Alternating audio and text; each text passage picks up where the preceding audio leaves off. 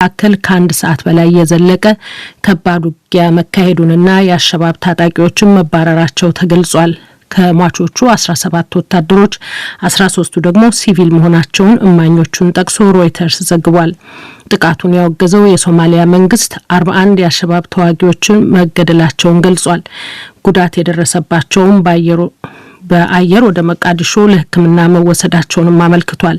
ለጥቃቱ ኃላፊነቱን የወሰደው አሸባብ በበኩሉ 30 ወታደሮችን ገድያለሁ፣ ሌሎች 40 ደግሞ አቁስያለሁ ማለቱ ተዘግቧል።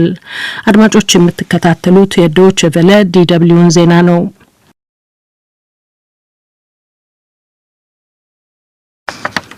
በበርካታ ሀገራት አፍሪካውያን ላይ ዘረኝነት ስልታዊ በሆነ መልኩ መፈጸም መቀጠሉን የተባበሩት መንግስታት ድርጅት አመለከተ።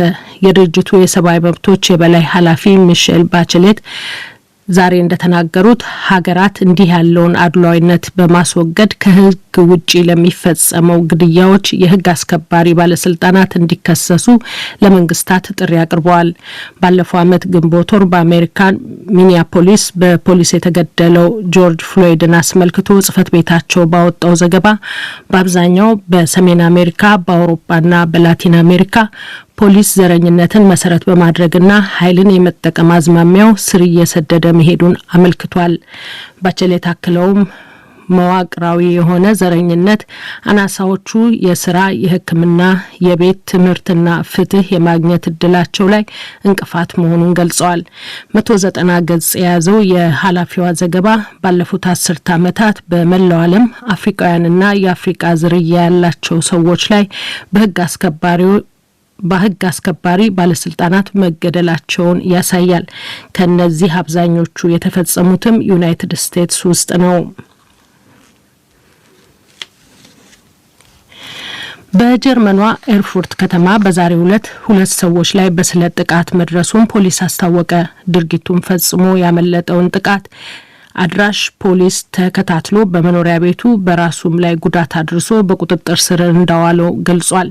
ምርመራውን የሚመሩት ባለስልጣናትም የ32 ዓመት ጀርመናዊ መሆኑ የተገለጸው ጥቃት አድራሽ ጥቃት በማድረስና የአእምሮ ህመም ታሪክ እንዳለው አመልክተዋል።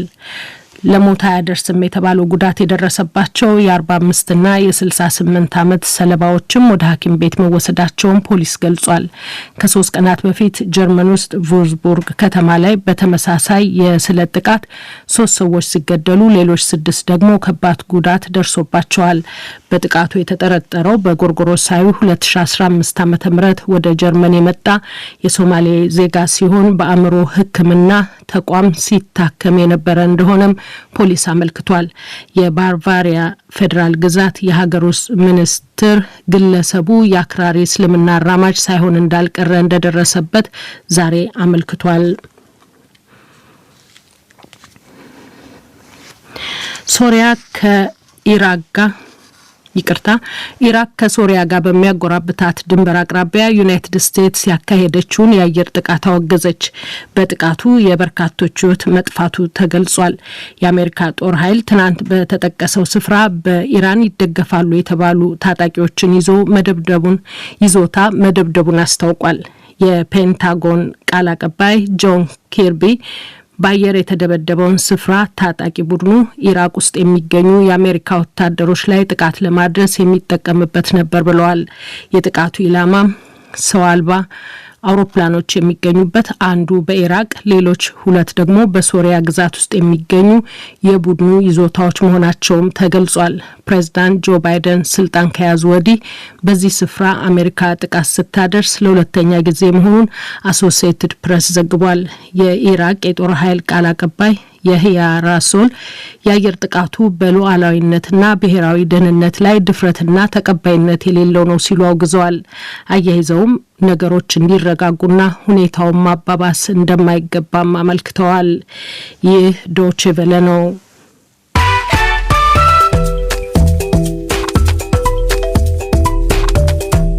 ከዶይቼ ቬለ የዓለም ዜናውን ለማጠቃለል ዋና ዋናዎቹን በድጋሚ እንሆ። መቀሌ ከተማ ውጥረት እንዳንዣበበበት እየተነገረ ነው። የመከላከያና የፌዴራል ፖሊስ ኃይሎች ከከተማዋ መውጣት መጀመራቸውን ተከትሎ በከተማዋ ነዋሪዎች ዘንድ ስጋት መፈጠሩ ተሰምቷል። ከሳውዲ አረቢያ ከ2000 በላይ ዜጎች ወደ ሀገራቸው መመለሳቸውን የኢትዮጵያ የውጭ ጉዳይ ሚኒስቴር አመለከተ። በከፊል ራስ ገዟ የሶማሊያ ግዛት ጋልሙዱግ አሸባብ ባደረሰው ጥቃት ቢያንስ 30 ሰዎች መገደላቸውን የጸጥታ ጉዳይ ባለስልጣናት አስታወቁ። ጥቃቱን ያወገዘው የሶማሊያ መንግስት ከ40 በላይ የአሸባብ ተዋጊዎችን መግደሉን ይገልጻል። ለጥቃቱ ኃላፊነት የወሰደው አሸባብ በበኩሉ በርካቶችን ገድያለሁ ይላል። በበርካታ ሀገራት አፍሪካውያን ላይ ዘረኝነት ስልታዊ በሆነ መልኩ መፈጸም መቀጠሉን የተባበሩት መንግስታት ድርጅት አመለከተ። ዜናው በዚሁ አበቃ። የዓለም ዜና ያቀረበችልንን ሸዋዬ ለገሰን አመሰግናለሁ። የዜና መጽሔት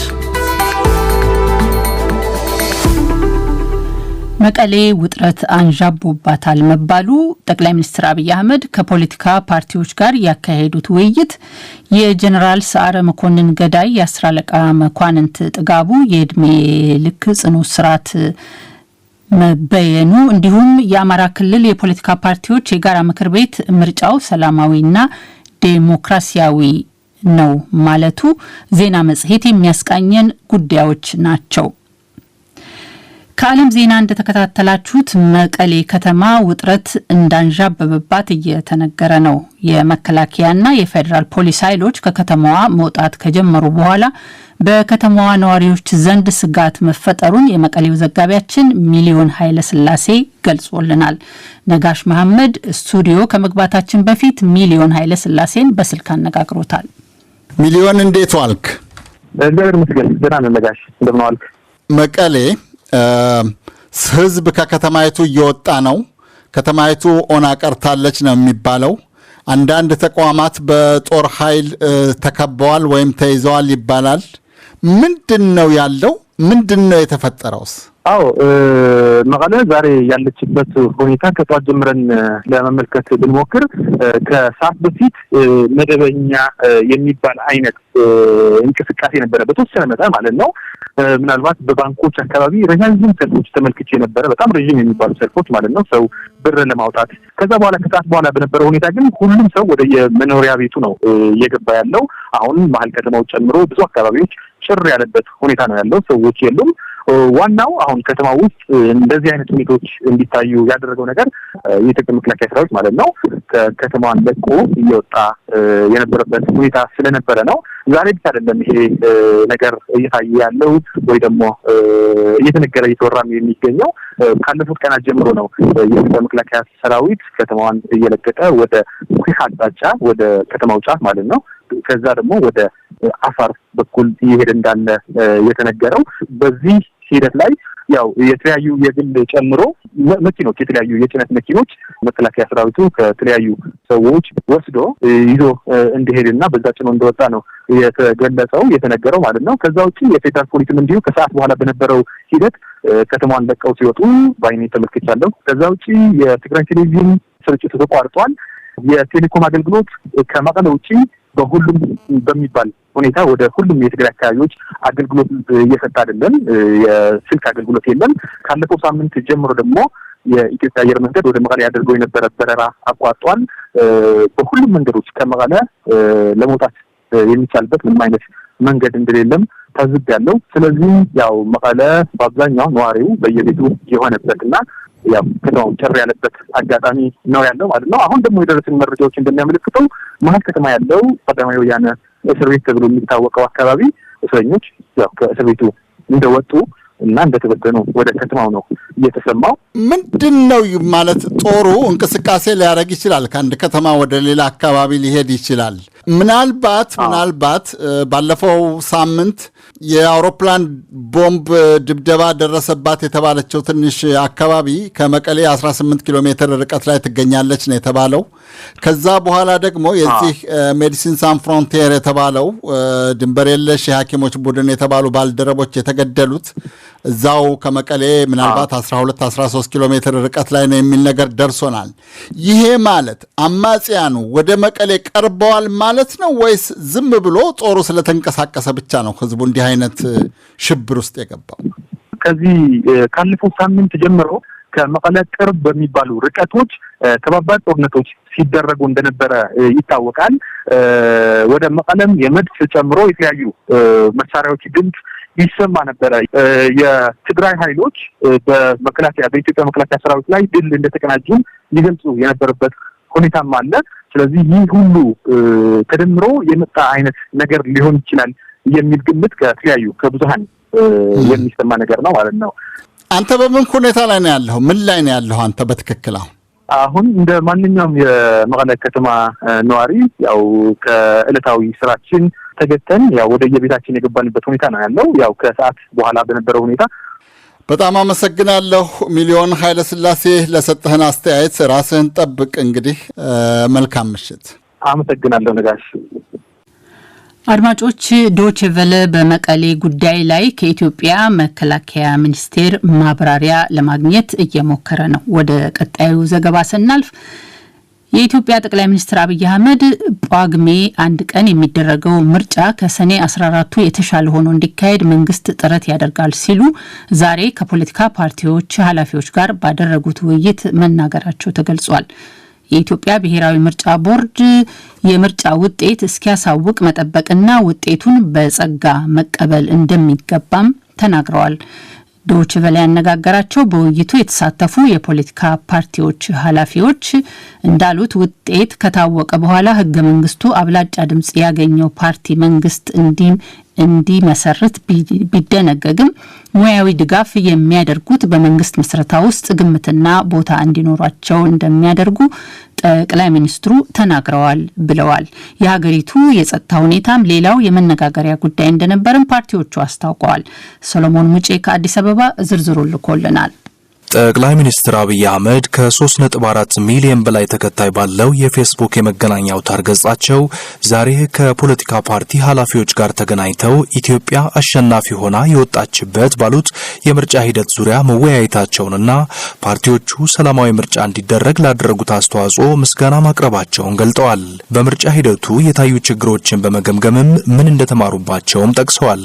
በውይይቱ ከመንግስት ወይም ጠቅላይ ሚኒስትሩም ከፖለቲካ ፓርቲዎችም የተነሱ ፍሬ ነገሮችን ለመጠየቅ 6 የፖለቲካ ፓርቲዎችንና የፖለቲካ ፓርቲዎችን የጋራ ምክር ቤት ኃላፊዎች ለመጠየቅ ሞክሬ ነበር። አብዛኞቹ ምላሽ አልሰጡም። በውይይቱ የደቡብ ክልል ምርጫ ዳግም እንዲደረግ ጠይቀዋል የተባሉት ፕሮፌሰር በየነ ጴጥሮስ በዝግ የተደረገ ውይይት ላይ ሐሳብ ለመስጠት እንደሚቸግራቸው ገልጸውልኛል። ባልደራስ ለእውነተኛ ዲሞክራሲ በበኩሉ ጥሪ እንዳልተደረገለት በህዝብ ግንኙነት ኃላፊው በኩል ገልጿል። ምላሽ ከሰጡት መካከል የእናት ፓርቲ ዋና ጸሐፊ አቶ ጌትነት ወርቁ አንደኛው ናቸው። አጠቃላይ ሲታይ ተቀራርበን እንስራ፣ እኔ ላይ ወይም እኛ ላይ ብቻ የሚጣል ስራ አይደለም። ሀገሪቱ ላይ ያለው ችግር በጣም የሰፋ የከበደ የማይገዘፍ ችግር ነው። ይህንን ተባብረን እንፍታ የሚል ሀሳብ ያለው ፖዚቲቭ ነገር ነው ያቀረቡት። የነበሩትን የማጠልሸት የማጥላላት ሂደቶች ተቋቁማችሁ መሳተፋችሁ የሚል ነው አጠቃላይ ያቀረቡት። አንድ የምርጫ ታዛቢያቸው እንደተገደለበት ያሳወቀው የህብር ኢትዮጵያ ዲሞክራሲያዊ ህብረት ሊቀመንበር አቶ ግርማ በቀለ ለቃለ ምልልሱ ተጠይቀው ፈቃደኛ ከሆኑት ሌላኛው ናቸው። በመግቢያችን ላይ እንደመነሻ ሀሳብ ያቀረቡት 3 ነገሮችን የሚመለከት ነው። አንደኛው የፖለቲካ ፓርቲዎች በበርካታ አስቸጋሪ ሁኔታዎች ውስጥ ሆነው ምርጫው ሰላማዊ እንዲሆንና በሰላም እንዲጠናቀቅ ላደረጉት አስተዋጽኦ ምስጋናና እውቅና መስጠታቸውን የገለጹበት ነው።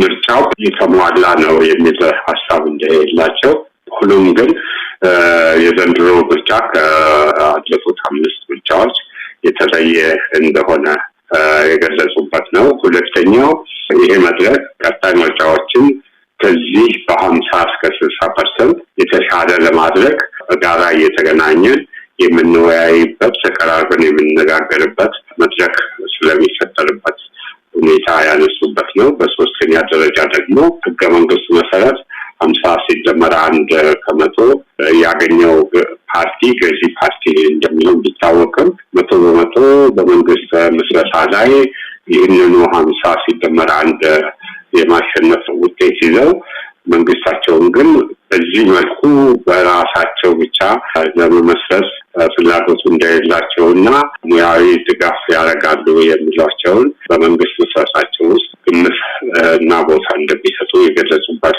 በውይይቱ ፓርቲዎቹ በምርጫ ሂደት ወቅት የገጠማቸው ችግሮች መረር ባለ ሁኔታ መቅረባቸውም ተገልጿል። በጣም በምሬት የተነገሩ ኮምፕሌኖች አሉ። የኔንም ፓርቲ ጨምሮ ሌሎች ፓርቲዎችም ለምሳሌ ፕሮፌሰር በየነ ከደቡብ የደቡብ ምርጫ በአጠቃላይ እንዲደገም ነው የሳቸው ፕሮፖዛል። ታዛቢ የተገደለበት አለ። ከህብር ኢትዮጵያ የኛም ፓርቲ አስተባባሪው ላይ አዳሮን ጥይት ይዘንብበት አድሯል።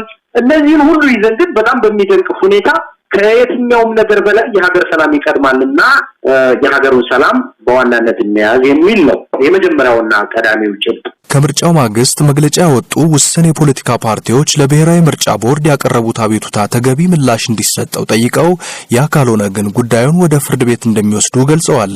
ጠቅላይ ሚኒስትሩ በውይይቱ ወቅት ያመላከቱት መልካም ነገር መኖሩንም የእናት ፓርቲ ዋና ጸሐፊ አቶ ጌትነት ወርቁ ተናግረዋል። የተወሰኑ ድምጾች የሚሰማበትን ሁኔታ ከዛም ከዚህም ብንፈጥር የሚል ሐሳብ አንስተዋል። ይሄንን ፓርቲዎችም አንስተዋል በሁለት መንገድ። አንደኛ ምርጫ ቦርድ ኮምፕሌን የተደረጉ የሚጠላቸው የሚያነሳቸው ይኖራሉ። ውጤት ይፋ አልተደረገም።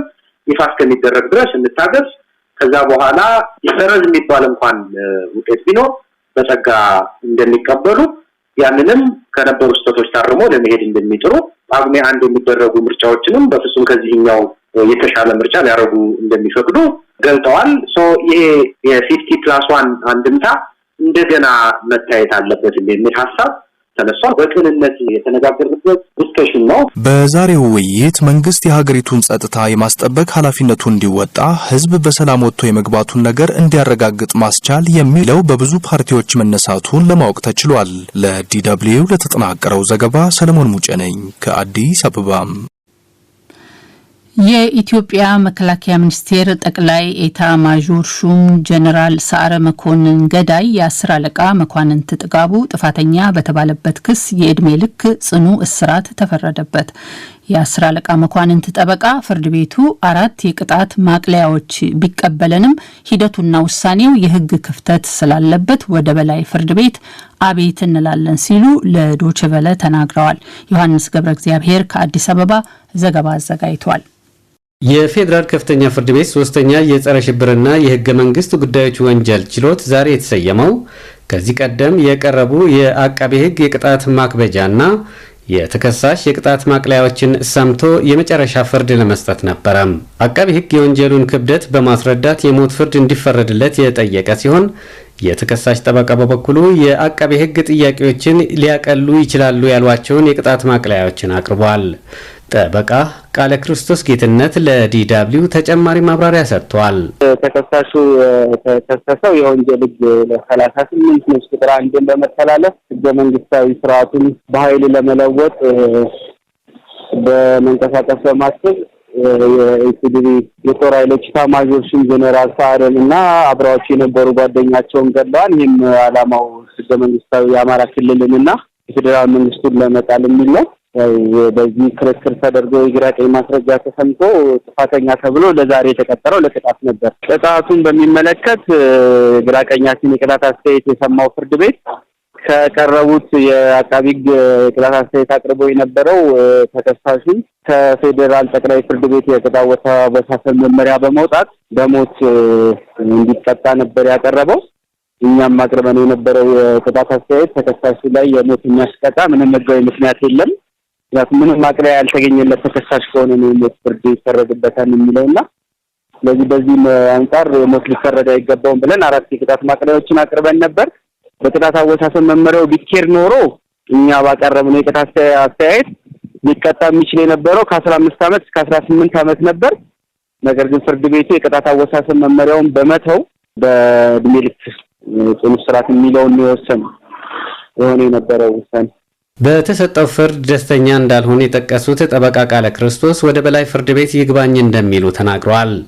በእኛ በኩል ከመጀመሪያው ጀምሮ ከጥፋተኝነቱ ጀምሮ ህጋዊ ሂደቱን ያልተከተሉ ተከሳሽን ሊከሰስበት ይገባ የነበረ አንቀጽ ጥፋተኛ የተባለበትኝ የምስክሮች የአቃቤ ህግ ምስክሮች አሰማም ሂደት የመከላከያ ማስረጃ አቅርቦ ያሰማበት ሂደት በሙሉ ነፃ የሚያስብለው ነበር ስለምን ጥፋተኝነቱ ላይ ከመጀመሪያው ማሁን ይግባኝ ስንዘጋጅ ቆይተናል።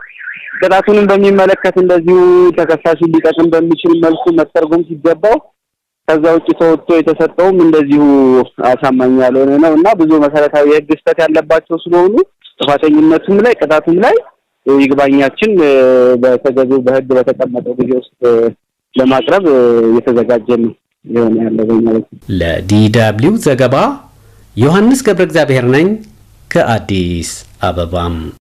አድማጮች የምትከታተሉት ከዶቼ ቬለ የሚተላለፍላችሁ የዜና መጽሔት ዝግጅታችን እንደቀጠለ ነው።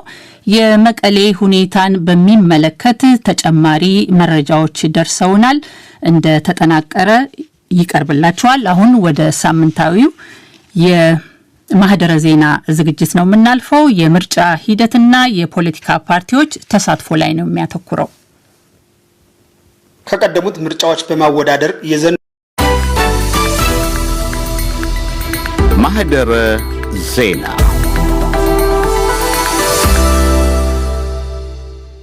አብዛኛው የኢትዮጵያ ሕዝብ መረጠ።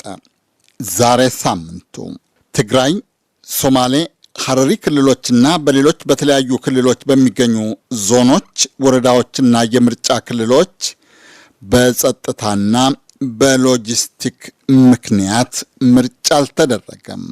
የኢትዮጵያ ብሔራዊ ምርጫ ቦርድ ሰኞ ድምፅ ከመሰጠቱ በፊት እንዳስታወቀው ከ37 ሚሊዮን በላይ ሕዝብ ድምፅ ለመስጠት ተመዝግቦ ነበረ። 46 የፖለቲካ ፓርቲዎች ተወዳድረዋል። ቦርዱ ሰኞ የተሰጠውን ድምፅ የመጀመሪያ ደረጃ አጠቃላይ ውጤትን እንኳን እስካሁን ይፋ አላደረገም። የቅድመ ምርጫው የድምፅ አሰጣጡም ሆነ የድህረ ምርጫው የእስካሁን ሂደት ግን ብዙዎች እንዳሉት ሰላማዊ ነበር። ይሁንና የምርጫው ነፃና ፍትሐዊ ወይም ትክክለኛነት ግን ፖለቲከኞችንና የፖለቲካ ተንታኞችን አሁንም እያነጋገረ ነው። አነጋጋሪው ርዕሳችን ነው። ለሀፍታም አብራችሁን ቆዩ።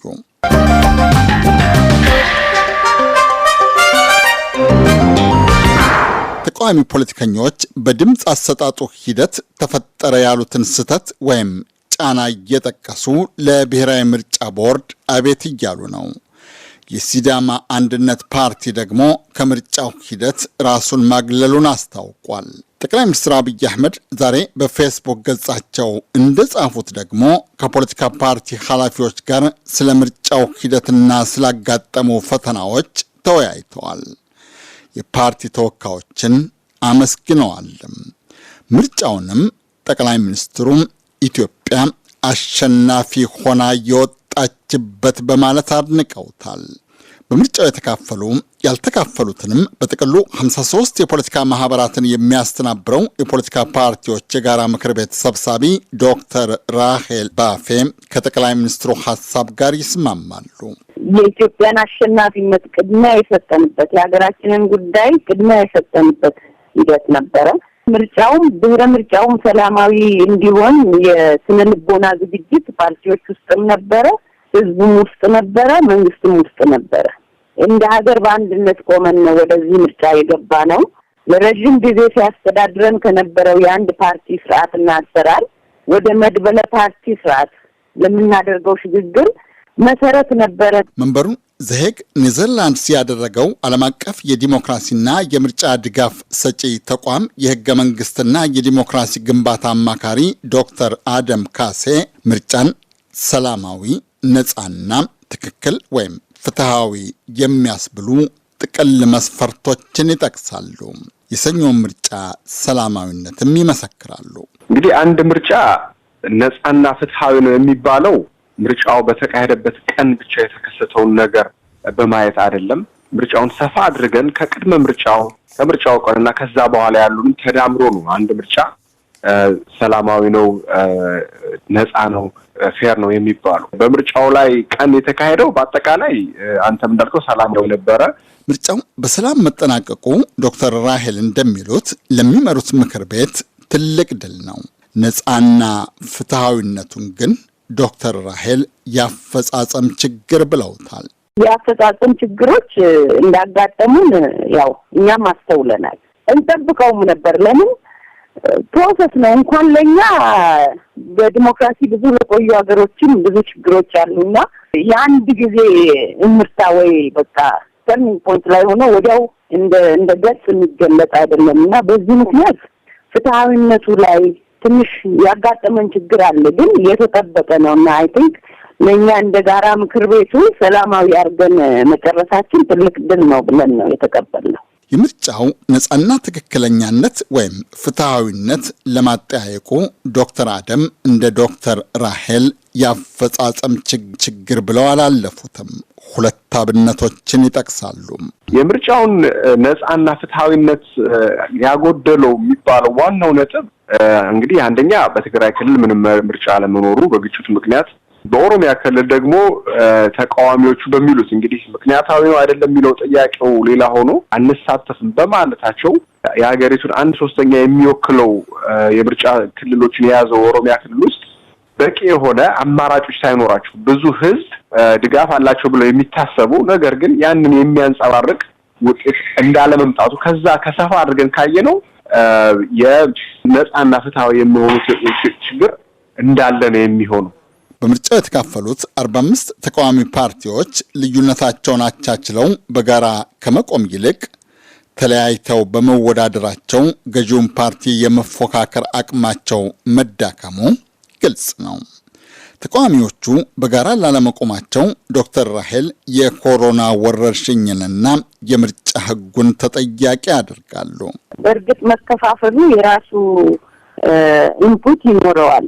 ተፎካካሪ ፓርቲዎች ወደ አንድነትን ለመምጣት አመቺ አልነበረም። ለምን? የምርጫ ህግ አለው። ከሁለት ወር ቀደም ብሎ የምርጫ የጊዜ ሰሌዳ ከመውጣቱ ከሁለት ወር በፊት መስማማትን ይጠይቃል። አንድነት ድርጅት መፍጠርም ከተፈለገ ግንባርም መፍጠር ከፈለጉ እንደዚህ አይነት ነገር ህግ አለው የምርጫ የኢትዮጵያ ህግ። ዶክተር አደም ግን ለድምፅ መከፋፈሉ ተቃዋሚዎች የምርጫውን ህግ አጥነው አስቀድመው አለመደራጀታቸውን ይጠቅሳሉ። ብዙ ማብራሪያዎች ይኖሩታል። አንደኛው የምርጫ ስርዓታችን ነው። በተለይ የምርጫ ስርዓታችን የሚያበረታታው በአንድ ተቃዋሚና በአንድ የመንግስትን የሚመራ ፖለቲካ ፓርቲ መካከል እንዲደረግ ነው። ከአንድ በላይ የሆኑ ጠንካራ ተቃዋሚዎች ካሉ የምርጫ የማሸነፍ እድሉን የሚያዘነብለው ወደ መንግስቱ ነው። ምክንያቱም የተቃዋሚውን ድምጽ ስለሚካፈሉት ማለት ነው። እንግዲህ ያ አንዱ ምክንያት ነው። ለዚህም ነው አሁን አንዳንድ እየወጡ የምንላቸው እንግዲህ እርግጠኛ መሆን አለብን ምርጫ ቦርድ እስከሚያሳውቃቸው አንዳንድ የምርጫ ውጤቶችን ስናይ አሸነፈ የሚባለው ሰው ያገኘው የድምጽ ብዛት ከግማሽ በታች ነው። እንግዲህ ያ የሚያሳይ ምንድነው የምርጫ ስርዓታችን ለተቃዋሚዎች የመሸነፍ የመንግስትን እንዲያሸነፍ እርዳታ አድርገዋል ነው። ግን እንግዲህ ይሄ አንደኛው ማብራሪያ ነው ከህጉ አንፃር። ሌላ ብዙ አይነት ማብራሪያዎች ሊኖሩ ይችላሉ። በተለይ ኢትዮጵያ መንግስት ከተለያዩ ዓለም አቀፍ መንግስታት ጋር በተለይ ከአሜሪካና ከአውሮፓ ህብረት ጋር በነበረው ግጭት ምክንያት የፍርሃት ድባብ ወይም ደግሞ ይሄ ሲጅ ሜንታሊቲ ተፈጥሮ ነበር። ያ ደግሞ ህዝቡን ምናልባት ወደማውቀው ደጋፊ ቢሆን ይሻላል የሚል እሳቤ ውስጥ ሊያስገባ ይችላል። ዋናው ግን ከህግ አንፃር ህጉ ራሱ በተለይ ከአንድ በላይ ጠንካራ ተቃዋሚ ባለበት ጊዜ የምርጫ ውጤቱ የሚያዘነብለው ለመንግስት ነው። ዶክተር አደም አክለው እንዳሉት ትግራይ ውስጥ ምርጫ አለመደረጉ በኦሮሚያ ክልል የገዢው ፓርቲ ብርቱ ተፎካካሪ ይሆናሉ ተብለው የሚጠበቁ ተቃዋሚዎች አለመወዳደራቸው የምርጫውን የመፎካከሪያ መድረክነት በእጅጉ ቀንሶታል። ለተቃዋሚዎች ግን የአሁኑ ምርጫ አስተማሪ ብጤም ነው። እንደ መንግስት ከአዲስ አበባ ውጪ በጣም ከፍተኛ የሆነ ፉክክር ሊገጥመው የሚችለው የነበረው ሰላማዊ ቢሆን ኖሮ ትግራይ ውስጥ ተወዳዳሪዎች ተሳትፎ ቢሆን ደግሞ ኦሮሚያ ውስጥ ነበር። ትግራይ በጸጥታ ችግር፣ ኦሮሚያ በአለመሳተፋቸው ዋና የሚባሉት ተቃዋሚዎች የምርጫውን ውድድራዊነት ኮምፒቲቲቭነሱን ቀንሶታል። በአጠቃላይ ግን እንደ ውጤት እንግዲህ የኦሮሚያም እንዳለው ትግራይም ያለው እንዳለው ሆኖ በፓርላማ ውስጥ የሚታየው ውክልናና በህዝቡ ድምጽ መካከል ልዩነት ይኖራል፣ ሚስማች ይኖራል በምርጫና በውጤቱ መካከል። ያ የሚያደርገው ከዚህ በፊትም የነበረ ነው።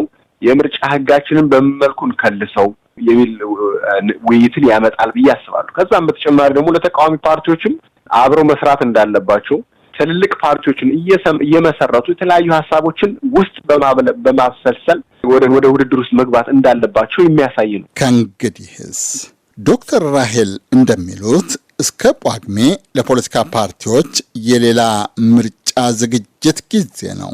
ከጳጉሜው ምርጫ በኋላ ደግሞ ዥንጉርጉር ያሉትን ምክር ቤት እናያለን ባይ ናቸው። ለጳጉሜ ምርጫ እኛም እንደ ፓርቲዎች እንደገና ደግሞ ምርጫ ቦርድም ህዝብም አሁን ካየነው ነገር ስህተቶችን አርመን የተሻለ ምርጫ እናደርጋለን።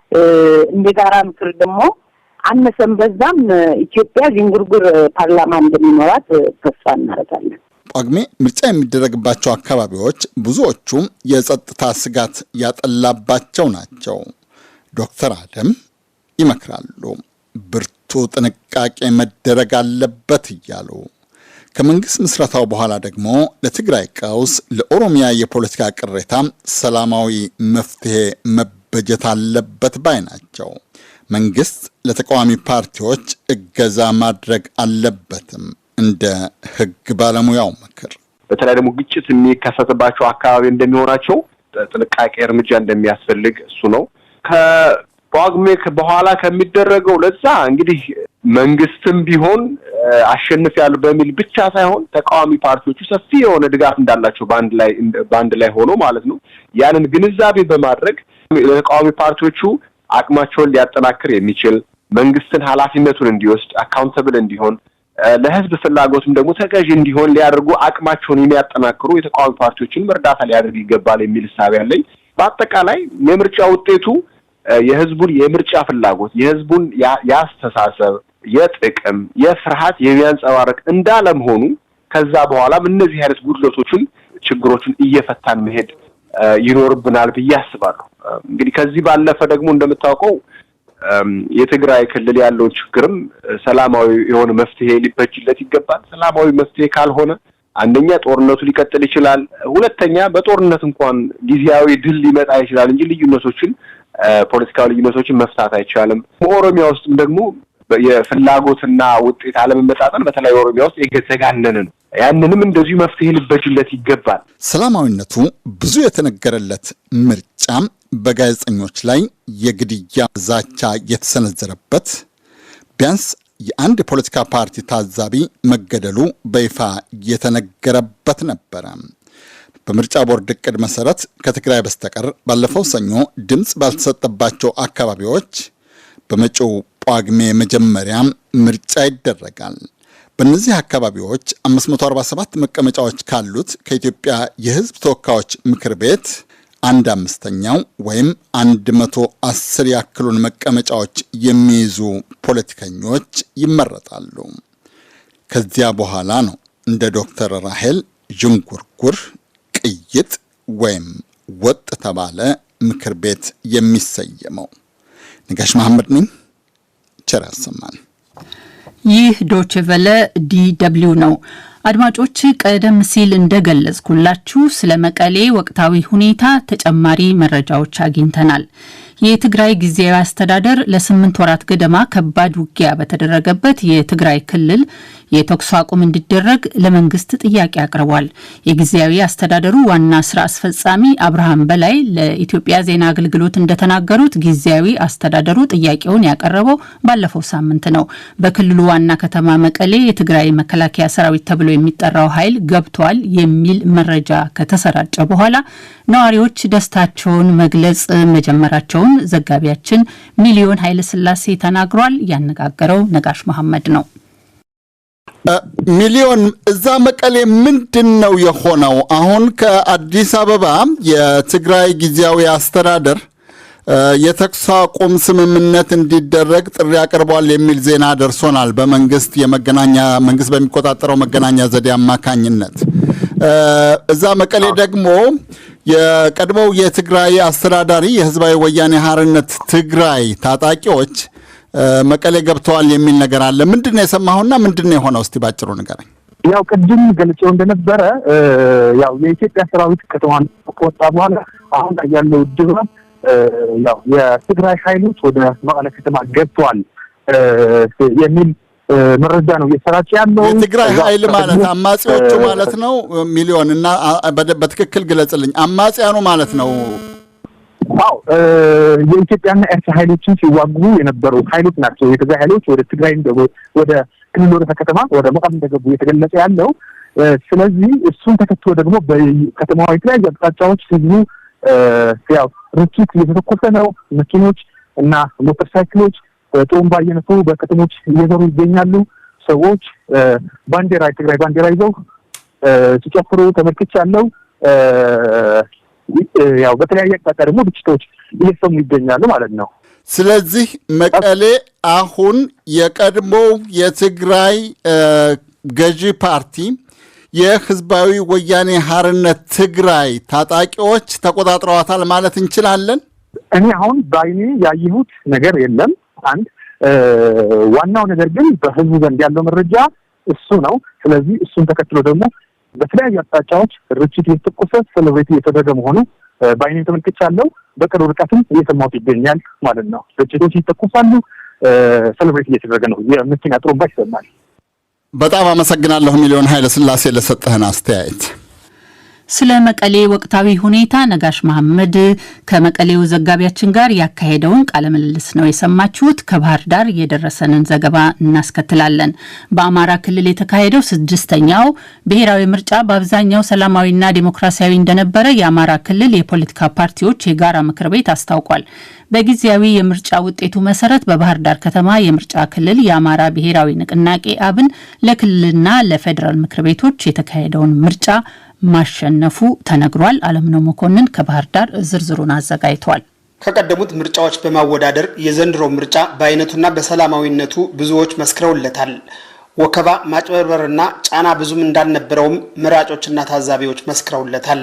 በመሆኑም በቅድመ ምርጫና በምርጫ ቀን የፖለቲካ ፓርቲዎች፣ የመራጩ ህዝብና ባለድርሻ አካላት በሰላማዊ መንገድ መንቀሳቀስ በመቻላቸው 6ኛው ሀገራዊ ምርጫ በሰላም መጠናቀቁን የአማራ ክልል የፖለቲካ ፓርቲዎች የጋራ ምክር ቤት አስታውቋል።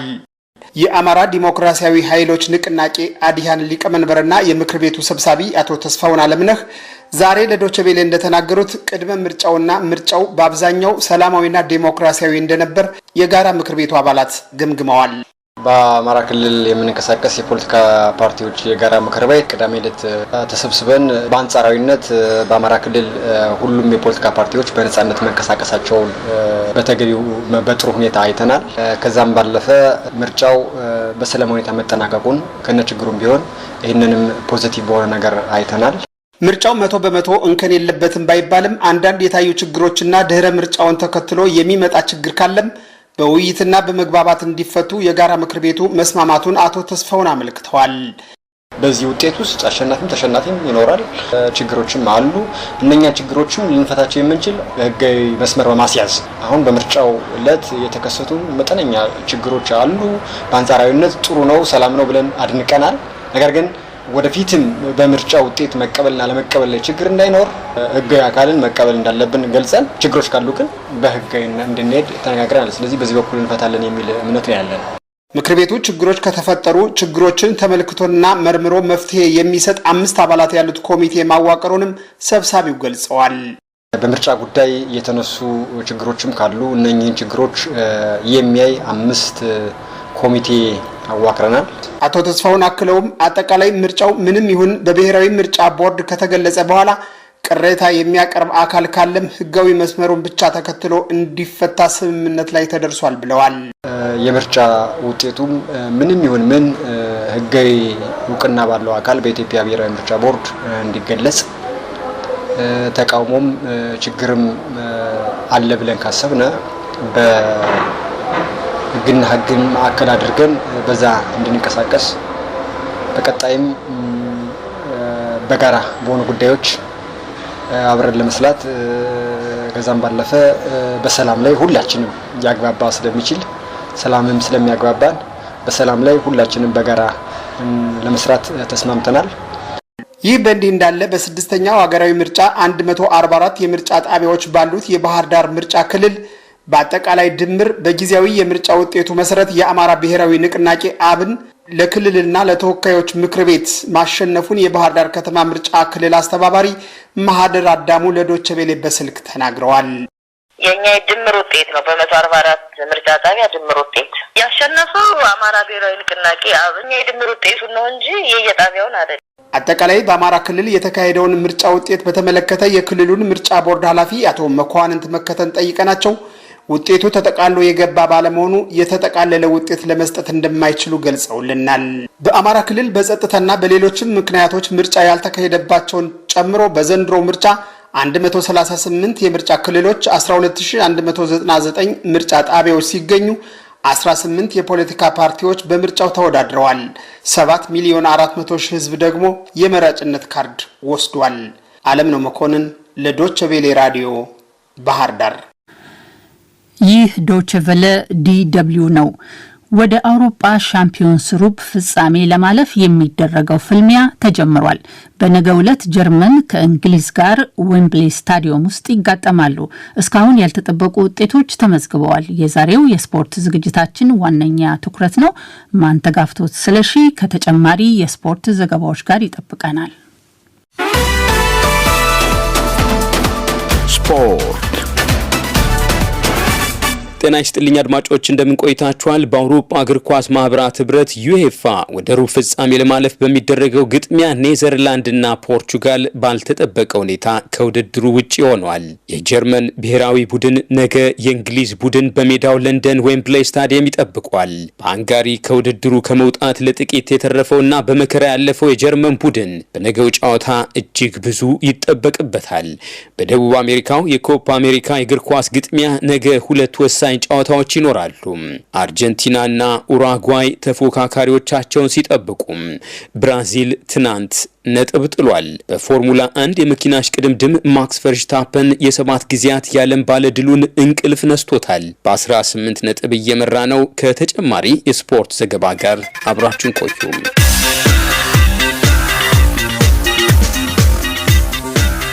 እግር ኳስ በዓለም ታላላቅ የእግር ኳስ ግጥሚያዎች እጅግ የሚፈላለጉ በአይነ ቁራኛ የሚጠባበቁ ቡድኖች 25 ዓመታት ወደ ኋላ መለስ ብለን እስከ ነገው ግጥሚያ አጭር ዳሰሳ ይኖረናል። ጀርመን ከእንግሊዝ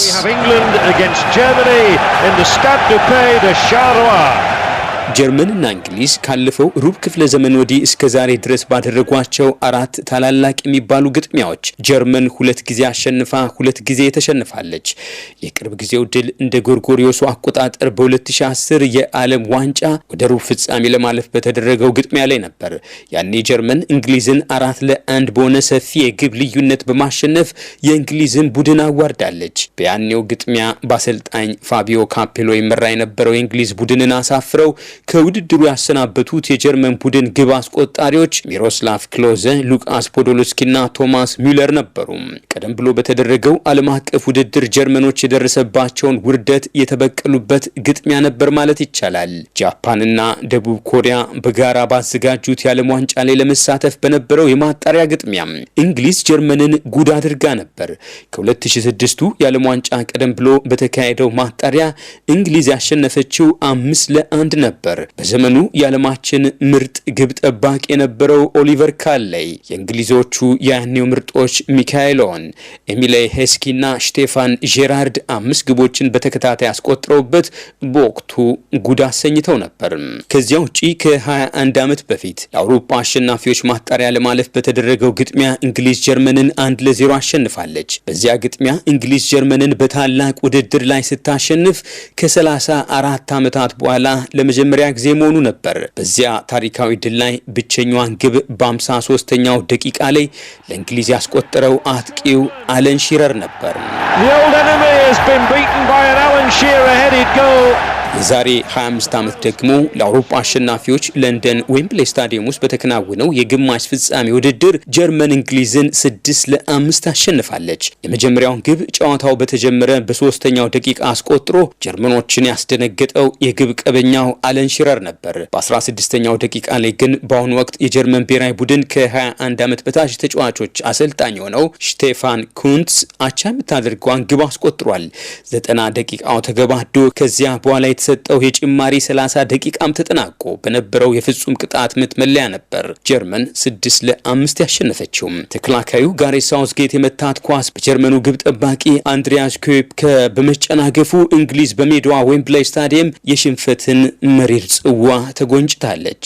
የሚደንቀው ነገዛው ዌምብሌይ ስታዲየም ውስጥ በሚካሄደው ግጥሚያ የእንግሊዝን ቡድን የሚመሩት አሰልጣኝ ለያኔው ሽንፈት ሰበብ የነበሩት የያኔው ተከላካይ ያውኑ አሰልጣኝ ጋሬት ሳውዝጌት ናቸው። Gareth Southgate, the defender. It's been saved.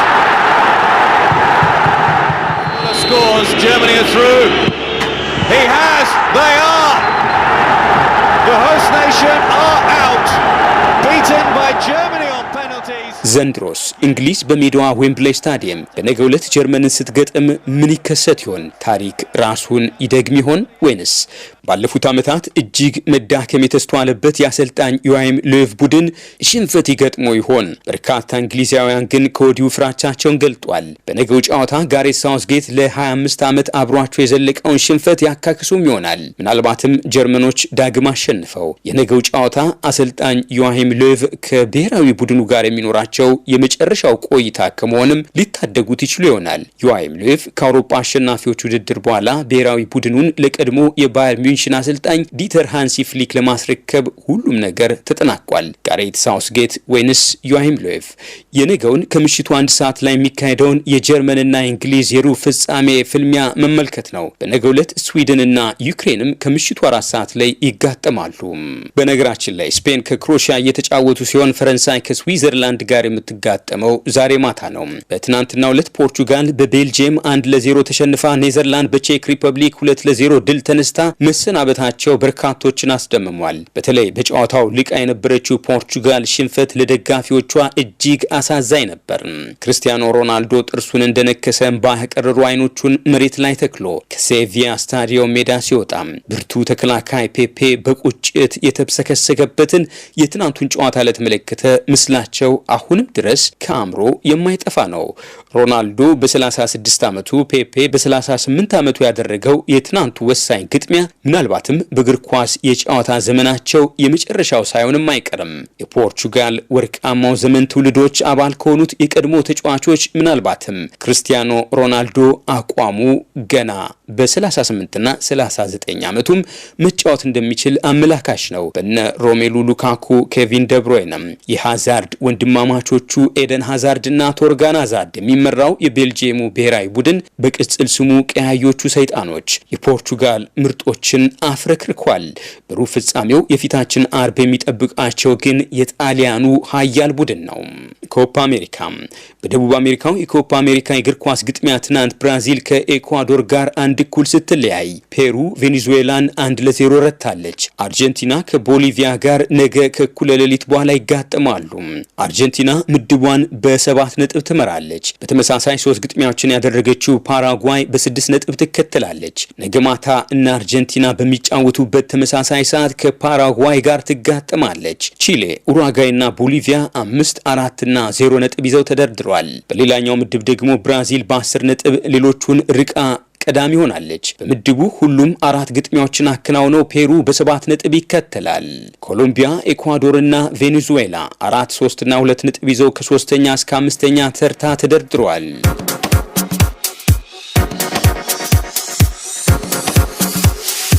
ፎርሙላ 1 በፎርሙላ 1 የመኪና እሽቅድምድም ብሪታንያዊው የ7 ጊዜያት የዓለም ባለድል ሌዊስ ሃሚልተን ዳግም ሽንፈት ገጥሞታል። ኔዘርላንዳዊው የሬድ ቡል አሽከርካሪ ማክስ ቨርስታፐን የትናንቱን ድል ጨምሮ በ18 ነጥብ ልዩነት የፎርሙላ 1 መሪ መሆን ችሏል።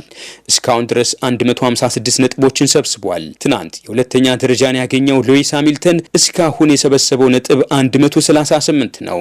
ሌላኛው የሬድ ቡል አሽከርካሪ ሜክሲኮዊው ሰርጂዮ ፔሬዝ በ96 ነጥብ አጠቃላይ ውድድሩ የ3ኛ ደረጃን ይዟል።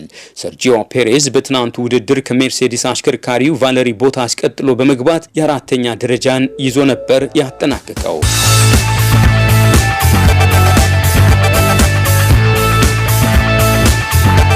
ብስክሌት በቱር ደ ፍራንስ የብስክሌት ውድድር ቅዳሜ ዕለት ቢያንስ 30 ብስክሌተኞች እርስ በርስ እንዲላተሙ ሰበብ የሆነችው ወጣት ተመልካች ላይ ክስ ሊመሰረት ነው። ከውድድሩ መነሻ 45ኛው ኪሎ ሜትር ላይ ሎንዴርኖ በተባለው አካባቢ ማንነቱ ያልተረጋገጠው ወጣት ድርጊት በርካታ ብስክሌተኞች ላይ ጉዳት እንዲደርስ አድርጓል። ወጣቷ ወደ ጎን ረዘም ያለ ካርቶን በእጇ እንደያዘች ድንገት ከተመልካቹ ወደ አስፋልቱ ብቅ ትላለች። ካርቶኑ ላይ በጀርመንኛ ሴት አያትና ወንድ